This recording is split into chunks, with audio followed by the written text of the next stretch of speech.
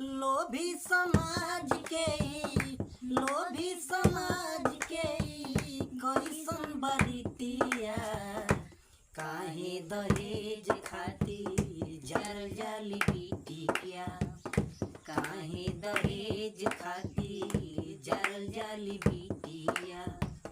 बेटी जाए जहाँ करे उजियार हो सेवा करे आगे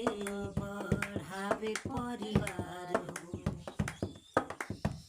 बेटी जाए जहाँ करे उजियार हो सेवा करे आगे बढ़ावे परिवार हो तब काहे लोगवा तब काहे